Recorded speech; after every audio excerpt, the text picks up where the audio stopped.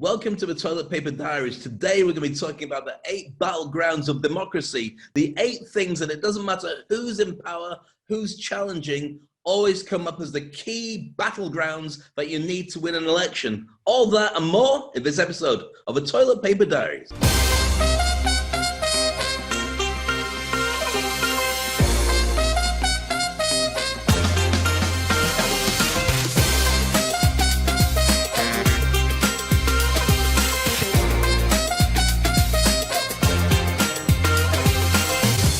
So once again, we're getting started with another crazy week.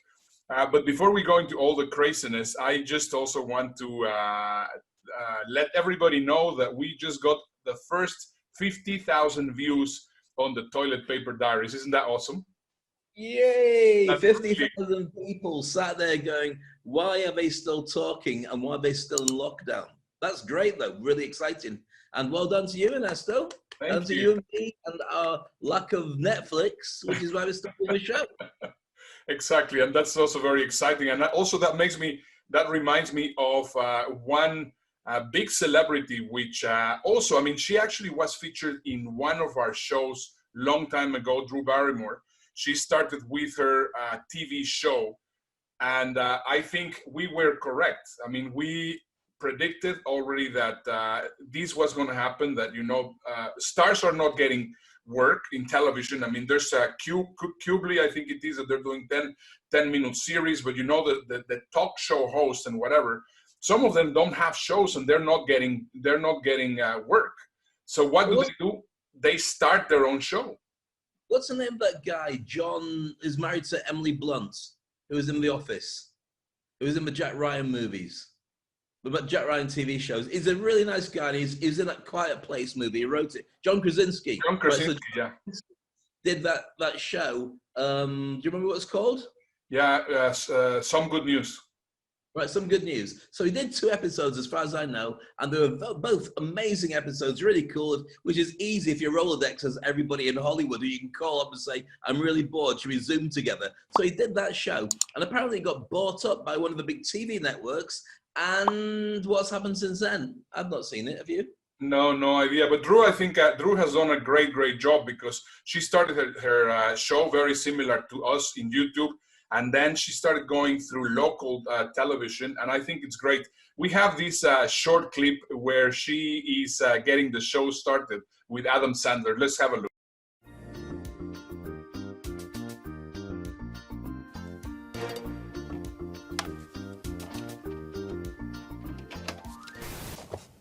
Hi, Lucy. Good morning. It's me, Henry.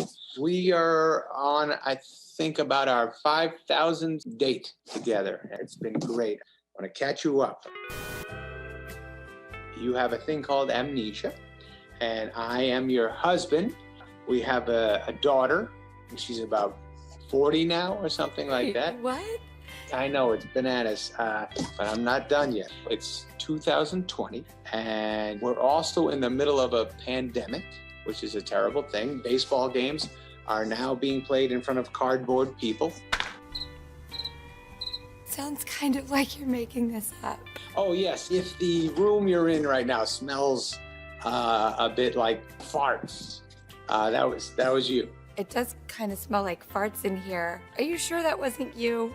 Okay, it doesn't matter. Either way, there is good stuff going on in the world, though. There's a company called Netflix that provides premium entertainment to people right in the comfort of their own home. They also pay me, so that's why we can have that house together. So to recap, 2020 is not great. Netflix is good. And you fart a lot in your sleep. True. In all seriousness, though, I want to just tell you this. I couldn't honestly be more excited for you. You have your own show now. Hi, I'm Tom. Lucy's got her own show now? Tom! Yes, 10-second Tom. That's right. That's great. Who's Lucy? And why is everyone outside wearing a mask? Okay, Tom, that's enough. You gotta go now. Okay. You're gonna make people so happy every day, every time they see you. You are magic. The whole world feels it, and I'm lucky that I know you so well. I love you. I can't think of any endeavor I'd ever want to do without you, Adam. So, thanks, and I love you. Hi, I'm Tom. Excellent. I love Drew Barrymore. There's something about Drew Barrymore that makes me happy because she starts off in E.T. and she's one of these child actresses and she seems like she never grew up, but there's something about her smile, and I'm going to sound like a real fanboy, but it just cracks me up. Did you ever see that movie where it's all about roller skating? And she's a roller skater where they're playing some kind of roller derby. Mm-hmm. And it was bonkers, but she's just brilliant in everything she does, whether it's Charlie's Angels or whatever. So the idea of watching her show on a regular basis works for me. That's very cool. Yeah, I think it's just very important that everybody which is into speaking, everybody which is an expert or whatever, they consider doing a show as we are doing, because the results that we're seeing is just absolutely amazing. And I mean, I know that this is the beginning of something. I mean, you're telling me that you're getting a lot of new speaking gigs, and I'm also getting inquiries. I see that YouTube is also already eyeing what we are doing, people in LinkedIn everywhere. So definitely it's a great recommendation. What we've got, Ernesto, is we've got like a press. On one side, you've got all your super celebrities who've been the darling of the media forever. On the other side, you've got all the wannabes, the podcasters who've been doing shows that not many people have been listening to on the most case. Some are good, some of them are terrible. But in the middle, you've got all the proper celebrities who need an agent and who need somebody to work the camera and who need them to put the microphone on. And they are in limbo.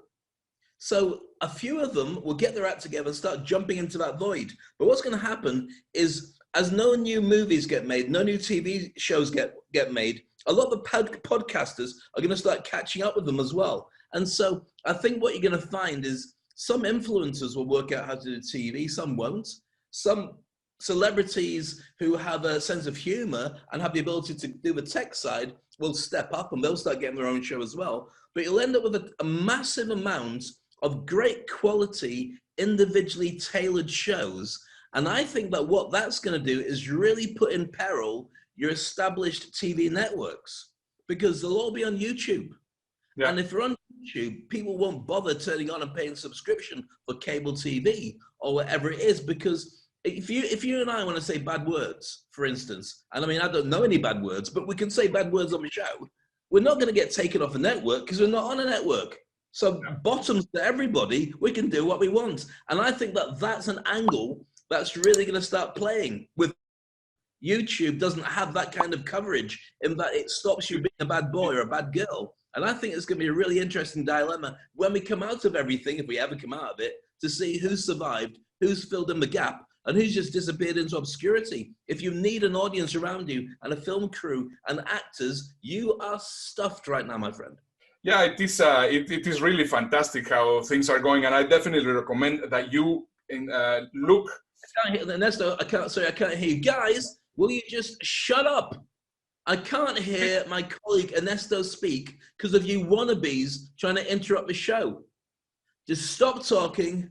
We may get you in, we may fit you in for an appearance, but you have to go through the same casting audition process as everybody else. So just stop. Thank you, Dave. It's just impossible to do a show with all these people messing around. Anyway, let's just get now into the crazy week that we have been having. So it was just very weird. I mean, we just heard last week that Ruth Bader Ginsburg died, and before she was actually buried, there was already a justice selected to come into the Supreme Court of the United States. What are your thoughts on that? Well, I was expecting Darth Vader to suddenly appear, and it wasn't. And Amy Coney Barrett seems sweet enough. She's clearly ahead of the game. She knows her stuff. She's very conservative, but that's what you're going to expect. But I didn't feel that it was anything like that really scared me. It was quite clear that the double standards were going to go on. And that's just politics in every country, in every party, in every politician. It's what you can get away with, not necessarily what the law says, because you bend it as you go. But you end up with somebody who's coming in with a big family, who's got a child of color, an adopted child of color, a child of determination, with special needs as well. And so you hope that what she brings to the table is a sensibility that many people don't feel you get from a more conservative judge. Yeah, she's very religious And yes, she's very conservative. So there will be a lot of choices, and it really goes up to whether Roe versus Wade gets overturned. But as an initial thing, I was expecting to be scared. And I'm pretty neutral, and I don't really care. I don't live in the US, I live in Dubai. But it seemed okay. Yeah, I mean, I was actually pleasantly surprised. I think she's a very nice person. I was also reading all her curriculum and all what she has done, and I think she's a great person. Now, obviously, this creates a few things that are a little bit difficult to deal with, because of course now there's 3 liberal judges in the Supreme Court, and now there's going to be 5. So that means that it's not going to be fair. And the reason why they are 9 is so that there's always an uneven one, so that they can take the whole thing. And as you were saying, I mean, right now, most of the challenges have to do with overturning Roe over Wade and all the other different things which are into conservatism. Now, if you do not know what Roe over Wade is, this is an important thing because it has to do with abortion. I mean, in the 1960s, John Roe was against Wade, which was the lawyer basically going over abortion, and that actually made abortion legal. And this is an important thing because, of course, and that's one of the battlegrounds that we're going to be covering in a moment. So I don't want to talk too much about it. But yeah, I think that was one of the crazy happenings. The other crazy happening of this week was this incredible story that we have never experienced anywhere and any time before. The fact that a standing president is actually making people doubtful that if he loses the election, he's going to be leaving the White House. Isn't that insane? Well, we covered this on last week's show. We talked about how smoke and mirrors and changing the rules is a really smart way to play the game. What we didn't expect is to actually stop playing the game whatsoever and just say, there is no game. I'm staying in. Goodbye. Take all your stuff home. We're already sorted out. I really wonder where this is leading, because there's lots of things that are just so crazy about saying, regardless of what's coming in. And now you see what Trump's doing is he's basically hedging his bets so the Electoral College wins regardless of the popular vote, which clearly comes to let him say that he's not going to win the popular vote. But I just wonder, well, if it's like throughout the entire time, who watches the watchman? Who's in charge of whoever's in charge? And we don't know what the case is here because nobody's in charge of the most powerful person on the planet. So if he decides to dig in deep and he gets the military to back him or the police to back him, who's going to go against that? Even if the Constitution says otherwise. And I worry about it for the people living in the United States, and it might be the case of Davey being ridiculous, but from what I see right now, it's not that ridiculous. No. Well, there's a few things. By the way, we got some amazing comments on last week's show, and I recommend you to see it. So if you want, I mean, somewhere here, I do not know exactly where, but you're going to be seeing a link so that you can actually see last week's episode where we were talking about content and context. And this is one of those things which I think we really need to put into context, because Bill Maher has been saying for months and possibly years that there's going to be a point where Trump, if he gets to lose, he's not going to be really accepting that he lost. I don't see him leaving willingly. I don't see him leaving under any condition, including people knocking on the door with guns. But he'd be Scarface. I just don't see this man giving it up. And right now we got the Vice President Biden. We got also Bernie Sanders. This is an outrage, and it's an issue that has to be dealt with. A president of the United States saying, I cannot lose this election. If I win, great. If I lose, it's rigged. We got a number of different people mentioning what they were going to do in case this was the Republicans didn't win, and he didn't really want to lose. He really wanted to get out of the White House. Now, on the 20th Amendment, it says that on January 20th, at 11:59 with 59 seconds, his tenure finishes. But now the question is, what will happen if he's still inside of the White House after that time? And this is where I am incredibly, incredibly worried, because right now his son, DJ TJ, as he's normally well known for, he actually made a call to arms. I mean, are we living in crazy times? Calling Republicans to actually get ready if they get the election stolen. Let's have a look at this video. The radical left are laying the groundwork to steal this election from my father, President Donald Trump. They are planting stories that President Trump will have a landslide lead on election night, but will lose when they finish counting the mail-in ballots.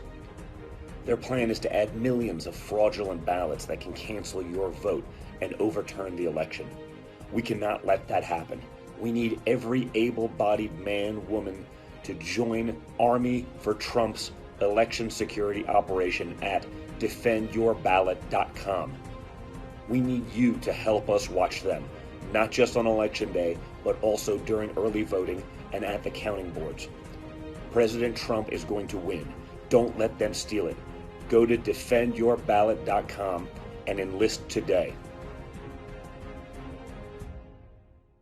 Well, I can't say I'm so surprised, and it just feels like some kind of, one of my favorite movies is Last of the Mohicans, taking us back to the Civil War, when you've got all the different sides all fighting for plots of land, and with Daniel Day-Lewis looking incredible in that movie, and it just feels like that. Now, what really freaks me about this whole thing is the fact that you've got peace around the world. I mean, Dubai, UAE, and Israel have just decided, you know what, let's just do business together. So the rest of the world is going, you know what, we can get on. This is actually a nice time. COVID's out there, that's not nice, but the rest of it's really good. And the one place seen as the world's greatest democracy is going, right, let's get the guns out. Let's start a battle between us for no reason. We've already got a system, but let's dispute it anyway. And I worry about it for all the right reasons of what could happen. And I wonder, are there any grown-ups in the room who want to say, right, kids, go and stand in a corner, facing the wall, don't turn around, put this beer mat against your head in the corner. If it falls on the floor, you get a smack bottom and detention. I'm telling you now. Yeah, it's just absolutely insane. So we do not, you see, I mean, every single week is just getting crazier and crazier. We also have the Florida reverted the social distancing mandate. What do you think of that? So right now, Florida, which is one of the most affected states, says, you know what, no problem. I mean, let's just forget about the whole thing. It was nothing. Well, the problem with social distancing is that and the masks are the only things we have as evidence that are going to keep us alive. Don't go close to anybody who can pass you the virus. If you do have to go close to them, cover your face so they can't breathe it on you. That's it. We don't have anything else yet that can cover it. So to then turn around and say, no, let's just have a bit of a party going on, it's... You know what my very favorite meme that I have seen recently in social media is all these guys complaining about the mask and we have to wear a bra every day. All the women saying that. Say what, if I have to stay in lockdown much longer, I'll be wearing a bra as well every day. Kind of feels comfy actually, and it's got great support, so I'm not knocking.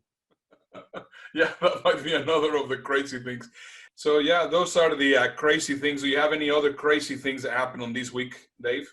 Oh, I was just going to say how much that Amy Coney Barrett reminds me of Laura Ingalls from one of my favorite shows of all time, Little House on the Prairie. Do you remember that bit at the beginning of it, where it was at the beginning where they all rolled down the hill? Mm-hmm. And it's all really funny and jokey and so on.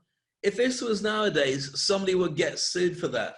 In fact, to be honest with you, the camera crew and the producer and the director would be in jail for child endangerment for showing a clip like that. Ridiculous. But every single week you get the moral of the story. And there's a couple of films like that. There's Little House on the Prairie, there's The Waltons, and I'm trying to remember what else there was. But Pollyanna. They're all Pollyanna.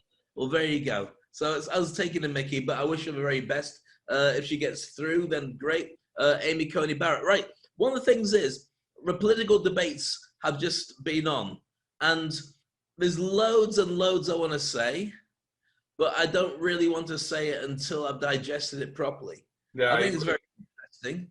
That's correct. This happened last night, so let's just keep that. Possibly we'll do a special edition of the Toilet Paper Diaries about it. Possibly we'll include it next time. We'll just need a little bit of time to process what happened yesterday. Well, the thing is, Ernesto, when you look at it, there's so many areas to discuss. And I think that's what we really should jump into now, because it doesn't matter whether you're a Biden, it doesn't matter whether you're a Trump, it's all about 8 different backgrounds. These are battlegrounds that come up year after year, election after election, since time began. And that's ultimately what's going to happen here. Should we take a dive into these? Absolutely. Here's a very good recommendation because, you know, it's what I think it's crazy. Once again, putting things into context and content. We cannot, I mean, there's several things that I side with the Republicans, several things that I side with the Democrats, several things that I hate about the Republicans, and several things that I hate about the Democrats. So what is my way of thinking? And this is where I found it very interesting. There's a website that is called I Side With. And in I Side With, you can just go there and you will be answering a quiz and they will be telling you where you are at. And I think this is very important because, of course, we cannot just say, well, you know, I am liberal or conservative, because we also have authoritarian and we also have libertarian, which is, you know, 2 other different aspects. So understanding what's going on in politics, not only in the United States, but also around the world, it's incredibly important. So what we're going to be covering right now, more than anything, it is the 2 different ways of thinking. So who do we have, Dave? We have the liberals, which in this case would be who? Well, the liberals in this case are going to be all the people who are the Democrats, effectively. So in the UK, they'll be seen as Labour. In America, they're seen as Democrats. And all the people who want to change the way that you look at stuff. So they want it to be more for everybody's betterments, and they want it to be paid for by the state, and they want it to be legislated to make sure that certain things are controlled for the better of everybody. So it doesn't matter whether you're at the top of the food chain, bottom of the food chain, it's the same. And that means that if you are successful and you are making money, then you should be taxed to pay for the people who are not so good at doing what they do. But at the same time, if the people who are not so good at doing what they do don't care and they're just taking money from the state, then you're going to rightly feel upset that people are freeloading, whereas you've spent your entire life working your backside off to get to a certain level. So that's the kind of battleground that your liberals and Democrats would be facing and wanting to hold on to. On the other side, you've got the conservatives who generally believe that it should be down to the individual. Your ability to make a choice, your ability to look after individuals, to have your own guns, to protect your property, to be arguing about this because it matters, but also to find a way to make things happen the way that you want them to. Now, in a perfect world, both sides have huge merit, but not if you start with a huge amount of inequality before you begin. So, for instance, if you start off rich, of course you're going to want to protect it. You're not going to give it to anybody else who's not making money, because then you lose a ton of money that you've inherited from your family. Whereas if you start off poor, you're going to want it to be more of a level playing field, because you never were allowed to catch up on the people who clearly don't care whether it's a coronavirus or not, because they've got more money than they need to be able to take care of it. The weird thing is that when you start looking at the 8 different battlegrounds that this particular election will be fought on, it's going to be incredible to see what side you and I actually buy into, because we're very similar. We've been brothers for like 20 plus years. But I find myself with a little bit of leaning there, understanding over there, and wanting to make my choices as they come. It might be the same. Should we go through the different categories first? Yeah, absolutely. So we have, once again, just before we get into that, we have, in one side we have the liberals, which are the Democrats. In the other side we have the conservatives, which are the Republicans. And now this is where it becomes very confusing when it goes authoritarian and libertarian. So, I mean, people that want to get involved into that. So that is the spectrum that you have to use. Now, what are the 8 battlegrounds of the 8 categories? So if you want, we say 1 and 1, Dave. First, and I think is one of the ones that it takes a lot of power for some reason, which I do not understand, is abortion. abortion is one of those that they take, it's one of those battlefields. What is the second one, Dave? Next one's affirmative action and making a choice on what happens with the social spectrum, making it so people can be balanced and people can work their way up, but the state makes it so it's legislated that everybody gets treated equally, and regardless, it's enforced by the law to be equal. Next battleground is going to be guns. This one, I mean, in some other countries, it will not be even part of the agenda, but here in the United States, it's an incredibly important one. Well, that's the case. I mean, guns, you've got the fact that some people say you should have gun control, and some people say you never know when it's going to turn into a war. You need as many guns as you possibly can have. Exactly. I'm from the UK where nobody's got guns. Even the police don't generally carry guns. And so the amount of shootings is, not many. Makes a big difference, trust me. Next up is crime, and whether or not the rights are there for the defendants, or whether the tougher thing. So, for instance, if you're liberal, then you're looking after the defendant's rights. Regardless of what's happened, there should be the ability to make somebody done, but also rehab. But also, all the money that goes into policing should be thrown into making a better world so the policing doesn't have to happen.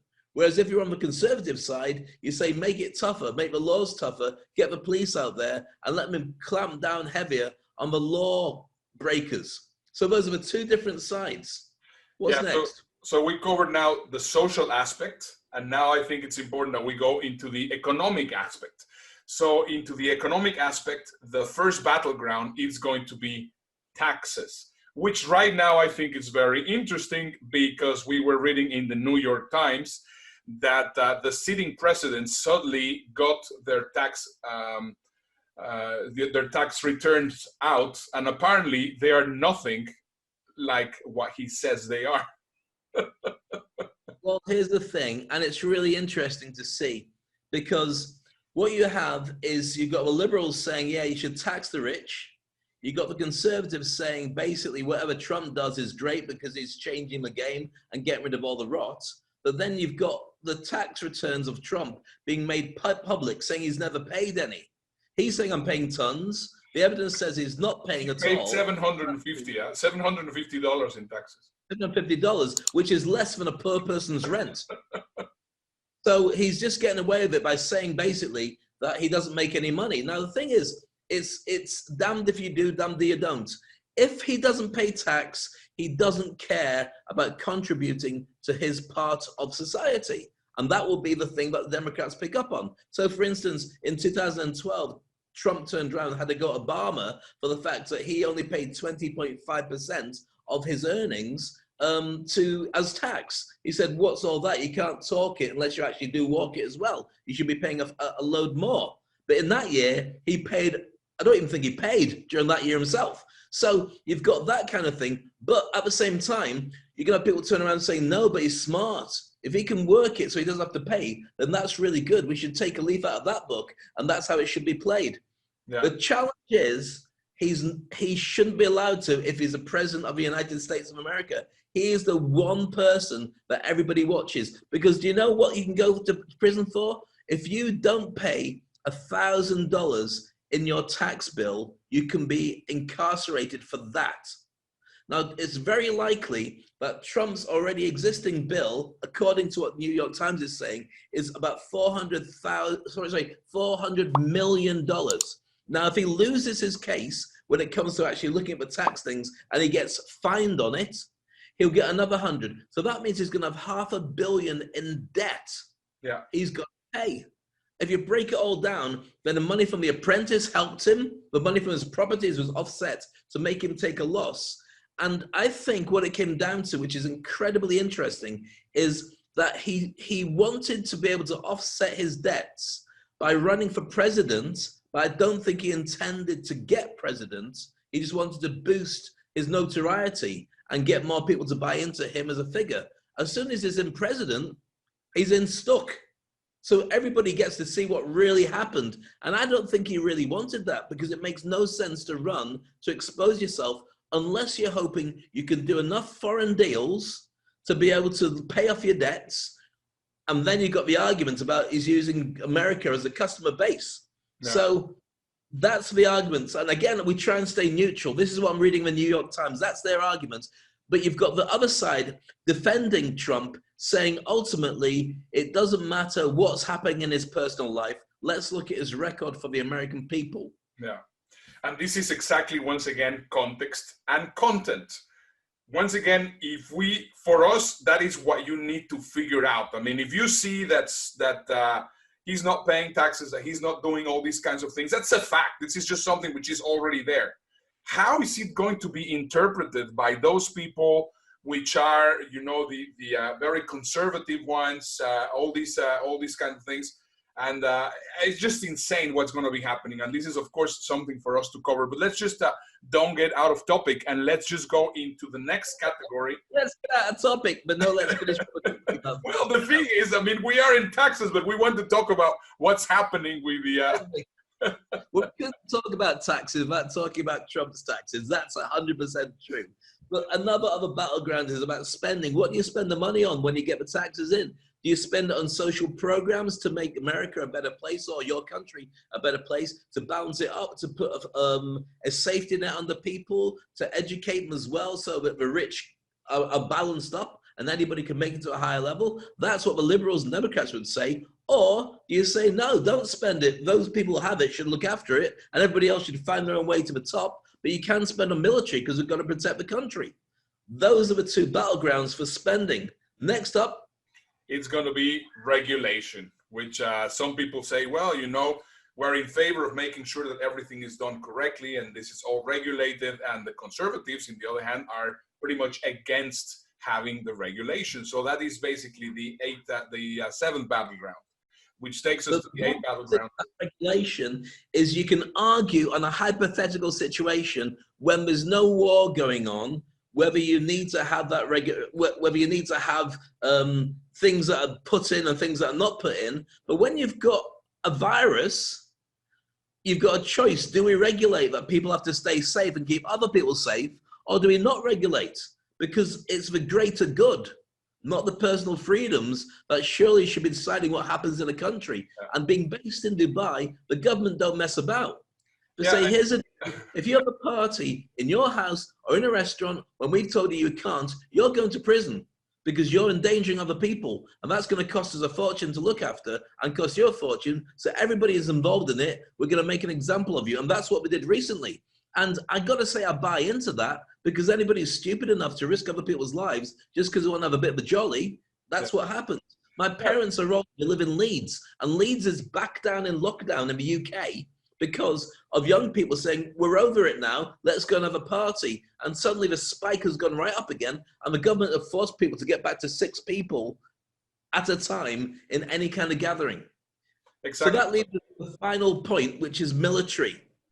Those arguing that you should just have a basic military because the battleground is not even a war anymore. It's more about the cybersecurity and the social media and the policies and the economics and the trade wars. And there's lots of different ways to fight without picking up a gun. Whereas and that's the liberal way of looking at it. The conservatives are more about, no, you've got to make sure the world knows that, but you are the strongest force on the planet because it's a huge deterrent against people who want to mess with your country.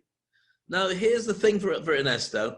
I mean, you and I are very similar, and we hardly ever fall out about stuff.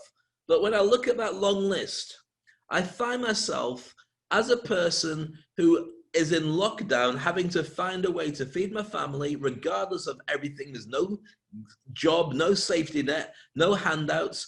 I'm probably center-right in my politics. So I would actually be probably Republican conservative type.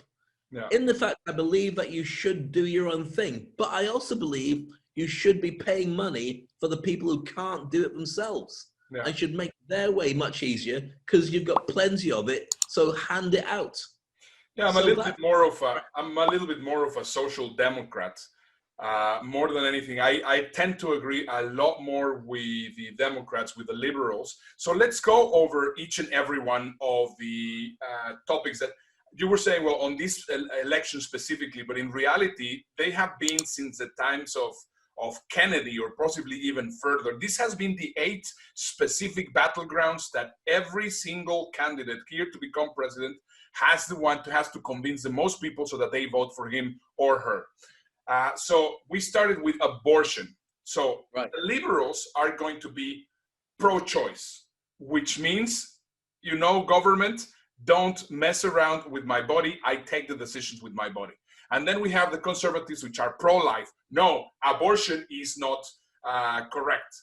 Now, where do you stand in that? In my eyes, for example, I would say, well, I understand that you shouldn't have an abortion just because you made a mistake and you didn't take the morning after pill. But I think if there was a rape, or there was the kiddies have issues or whatever it is, why make a kid suffer because of that? So that is one of those dilemmas that you actually get yourself in choosing that specific option. What are your thoughts on that?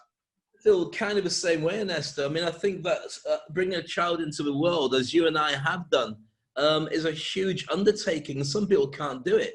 Do you want to then hand them over to abortion? Not to abortion, to what do you call it? Adoption services, where somebody else gets to bring up a kid that you've dropped into the world. Now, a lot of those cases are happy cases, so somebody gets a child that they couldn't make themselves, but also in many cases, it's a broken life for an unwanted child who has to grow up like that, especially if it was a rape case or it was an incest case. Should that be allowed? Then you're going to have the fact that you've got to add into it the modern technology. With the ability of nanotechnology, we can start designing the actual genetics of kids. So if somebody has a birth defect, before they actually have the birth defect, you can alter it at a genetic level so the baby comes out differently. So is that interfering? Is that same as abortion? Is that making it really difficult? And which side would that fall onto? Who would support that argument? I don't know. I really don't know either. That's one of those tough things to think about. But then we go into the next one, affirmative action. So possibly you can give us an understanding on that one a little bit better, Dave. Okay, so affirmative action, that's to do with social stuff. And I can jump right straight in there with the race issue, looking at whether it's right or wrong to interfere in systemic racism. Now, the conservatives would say, no, let it all play out. It's fine. It will work itself out. I can tell you with firsthand knowledge, the amount of times that I've been dealt with by racism that's very subtle with a little r, not a big R, where it's very subtle, but it makes a big difference. This racism is enough for me to have left my home country. And you know how proud I am to be a Brit. I couldn't live in Britain in the 90s because there's so much in the system that was never going to get me the job I wanted. I came to Dubai, which is a brown country where all nationalities, all colors are welcome. And within 2 years, I was running my own radio station. So it really does make a huge difference. As for affirmative action, 100%, everyone should be treated equal, and the system should be there to prosecute anybody who isn't treating people equal. And you should educate everybody that everyone is equal and they all deserve a fair crack of the whip. The bottom line is in 40 years, there'll be more brown people than anything else. I know some people have a big fear of that. For me, the more we integrate, the better. I understand why some people don't like it, but these were the same people who maybe have an argument about many of things I don't agree with. But I also agree with many things that they do like. So I don't know. Where do you stand on that? So the whole point is basically, for example, I see it in here. I mean, if you should race be a qualifier? Like if you're a minority here, I mean, if you're brown or if you're Asian or you whatever, should you be getting any privileges, or you should be getting any possibilities of getting a scholarship or whatever it is, or not?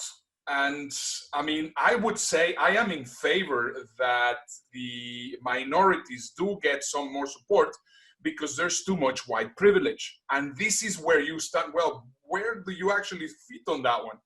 And it's hard. I mean, it's hard for me because, of course, I come from, I am a minority, however, I'm white. And I don't get that discriminated in many different ways, but I can feel it because, of course, it's the people I know in how they're treated. So definitely I am in favor. even though I know that in the conservative side, they are very much against. So let's move on then to guns. So you got two sides, those who want guns to be controlled and those who believe that you should have as many guns as possible to defend your ranch. I don't know what ranch we're talking about, but that's pretty much how it all runs. And for me, it's very simple. If there were no guns and only the police had guns, then you'd have a lot less violence, period. That's it. Yeah. Yeah, I don't get it. I'm British, so I don't get the gun thing at all, unless I'm watching a movie, in which case everybody gets shot. That's one of the most incredible lobbies here in the United States. I mean, the NRA, it's just insane. But I was saying, you know what is the country per capita that has the most guns in the world? It's not the United States, it's Switzerland. However, they have gun control. So here's the whole issue. It's not about not having guns, it's about having the guns controlled. It's not about getting yourself, you know, the AK-47 and with multiple loaders or whatever they are. I don't even know what the names are. I mean, it's just having control. In Switzerland, there's full control, and every citizen, and I'm meaning every single citizen, is armed. That's fine with me. So I am pro-gun control, and I say it's fine to have the rights. So where do I stand? I don't know. Well, I think what you have to look at is the amount of people that get shot in Switzerland by drunken shooters, or by disgruntled shooters, by mentally challenged shooters. And the answer is almost zero. Yeah. So somewhere in there is an argument, the same as somewhere in there is an argument that if you want people to take care of themselves so you don't have to worry about them, give them guns and booze and drugs and let them sort themselves out. That's just sod's law, and the rest of it's down to Darwin. Yeah. All right, next is exactly that point, crime. Now, here's the thing, saying about social issues, do you defend the defendant's rights, or do you make it tougher for the police? Now, this is a massive, challenging area, because let's take cannabis, for example. Cannabis and marijuana are now legal in, to my knowledge, most of America, if not all of America. No, not all. Well, it's not all. So a lot of America has got cannabis laws. So how many people are in prison right now for dealing cannabis and marijuana? A ton of them. Mm-hmm. Where now you're sitting around saying, okay, it wasn't a proper crime, we should just let you out because you can buy them in the shops. So therefore, what is the crime? Now, I'm not saying crime isn't something you should come down on. You should do. But something that Trevor Noah said was fascinating about this. He said, when you create a crime, and he talked about riots and people smashing windows and setting cars on fire, you got to think about the social contract. The social contract is, doesn't matter what citizen you are equal under the eyes of the law. And if you work really hard, you should be able to buy anything if you're able to afford it because you've worked your way up to the top. Now, what he was saying was when people feel the social contract, which is down to the citizen to believe that money is important and stealing isn't, and the authorities to say that we will give you a chance to earn money and get all this stuff. When you've got this angle where they're saying that the police are not allowing that to be a reality, then you end up with a social contract being broken, and then you get the rioting and setting crazy stuff on fire. Now, I'm not for violence in any way, shape, or form, but I get why that would be an issue. Yeah, absolutely. And now let's just move on to the taxes, which of course we have already mentioned a little bit, so possibly we can keep this one short. The liberals will say, yeah, it's okay. Huh? Watch this space. Exactly. So the liberals say, well, you know, it's okay, especially to tax the rich. And the conservatives will say, no, I don't think it's a good idea to tax the rich. I would like to pay as little taxes as possible. Well, it's down to what kind of level you want a country to be successful in. And you got to take the coronavirus as something that holds up a mirror to every country on the planet. And if you look at the countries that have done best, the countries that have done best generally have the government stepping in with healthcare and laws to make sure that everybody gets across the finishing line in one piece. So you've got South Korea, that says, right, guys, we're in lockdown. I've experienced it before. And we said, we're going to test everybody and we're going to check everybody so we know exactly what's going to happen next. And you've got Scandinavian countries that have such huge amounts of money that something like 50% taxes that go into healthcare and everything. People are not worried about catching coronavirus. Nobody wants to catch it. But at the same time, they know there'll be a hospital bed. They know it's not going to cost them anything. I mean, no, the government will look after them. Spain is brilliant for that as well, by the way. Spain, Hong Kong, and Singapore are the 3 best countries in the world to get ill if you're a citizen. Yeah, well, in the Netherlands also. I mean, this is another great thing. And this is exactly where I started thinking, well, you know what? When I moved to the Netherlands, I thought it was a joke. But they told me, well, here in the Netherlands, this is exactly what they told me, so that you can see how graphic it was. Here in the Netherlands, from January to June, you work for the Queen. And it first didn't really make too much sense to me. But that means that basically they were taking 50% tax of all my money. And I said, my goodness, that's insane. Now, I didn't really, I thought that it was terrible because, of course, I had the mentality of how it was here in the States. I had the mentality of how everything was in Mexico. But then I started understanding, my goodness, I mean, everything works perfectly. I don't have to worry about anything. If I go, I mean, I just go to the hospital and they give me whatever. I mean, if I have an operation, whatever, I don't have to pay. Everything is already there included. It works amazingly. So when I hear Bernie Sanders talking about why we have to have something like they have in Holland, or they have in Norway, they have in Sweden, or they have in Finland, I say, yes, this country definitely needs it. So, you know, once again, this is why having a little bit of a broader scope and a better perspective will help people here in the United States understand a lot better what it is. Now, is it worth that they're going to be taking that amount of money in my taxes? I don't know, but I don't have any fear of what can happen to me because I know that I am well protected by the government. So I do not know if that's a good thing or if that's a bad thing or a good thing. Well, I think the only time you can say it's a good thing or a bad thing is when you need it. If it's there when you need it, then it's obviously a good thing.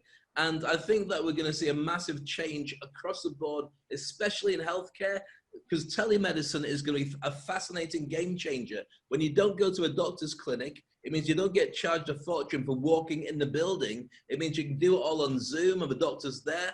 But here's the thing that I find so fascinating. If you're going to go to the doctor, and by doing it on Zoom, the way that we're talking with Dubai and Houston right now, and what nationalities predominantly do you have at the top of the food chain in tech, as well as doctors and so on? Indians. Now, I'm not having a go at Indians. I've got loads of friends. In fact, probably most of my friends are Indians. But in India, it's the cheapest healthcare anywhere. You can't even get insurance. Why? Because you can walk into like a supermarket. Everywhere you go, there's a doctor who will look after you on the spot, super cheap, pay out your wallet, walk out, didn't cost you anything. Yeah. You only need insurance for really big operations. The rest of it is super cheap. Now, here's the point. If you go down the route of telehealth, you're also going to go down the route of call centers. Now, banks changed years ago to have call centers based in India, where staff were trained to have an English accent or an American accent, and they're trained to be able to talk about the town like they know it, so they can tell you where to go, but they're based in India. That's going to happen with telehealth. Right now, we've seen such an influx of smart doctors going into every country around the world, Indian guys who are doing really well, having a great practice. But there's a ton, about 1 million doctors at least back in India, who'll say, oh, telehealth, call centers, let's look after people like that. And I think that's really going to change the game. So what I think the end result is, if you're a doctor in the US and you're sitting pretty going, you know what, we'll be okay. This mixture of insurance, hospital, fees, we're going to be all right. You are now up against the lowest common denominator of price, which will be the same doctors, unregulated or regulated, over in India. Right now, if you go to places like Sweden, you don't even go to the doctors. You can turn around and go on Zoom or have an app, and they'll decide what's wrong, and they'll do it, and you won't need to go anywhere. They'll send you a prescription you can pick up from a supermarket, or they'll send it to your house in half an hour. If your dog's ill, the vet can have a look at your dog, see the breed, say, yeah, I think it's this, and they can send you straight away some stuff. That's exactly what happened to us yesterday. We had a problem with Boris, our dog, and we had a friend, which is a vet in Spain, actually taking care of that. Cool. Let's just move on to spending, which I think it's our next. Spending. I thought we'd gone for regulation. Oh, and everything. sorry. Regulation, yes. So regulation, there we go, about whether you should make sure that people pay or they don't pay. And last on the list is military. Now, I don't want a war. Nobody wants a war. I don't want a war because I don't want to see people get killed. But wars are one of the best business models that you could ever have. And they're perfect for a government that really wants to make everybody have to sit up and beg. You start a war with another country and suddenly anybody who doesn't like it is unpatriotic.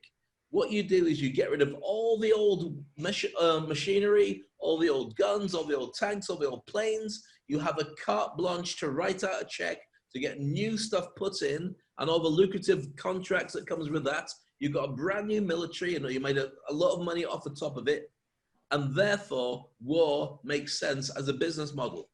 Strange, but unfortunate. So we could go on about weapons of mass destruction. We could go on about the recent invasions of the Middle East. But being based in the Middle East, I can see the impact it's had on people's opinions of Britain and America, which used to be super high, now going, right, okay, all right. And to be honest with you, when you and I watch movies like Star Wars or for me, the Avengers and so on, there's a load of countries that see the West as being Darth Vader and the Empire, and the plucky little Luke Skywalker with his lightsaber up against everybody is them. Yeah.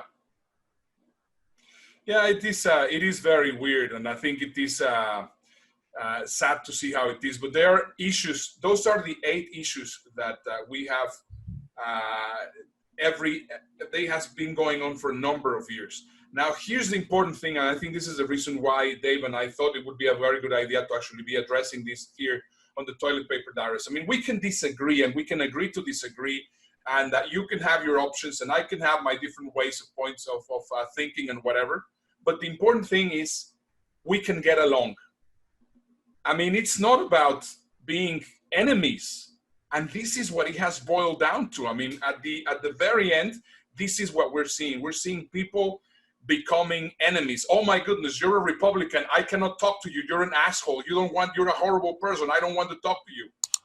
You say, come on. I mean, we have different ways of thinking, but at the end of the day, we can sit down and have a beer, which is exactly what happens in the Netherlands. I mean, in the Netherlands, you can have the most heated debate and then afterwards say, okay, well, now let's just forget about it. Let's go have a beer.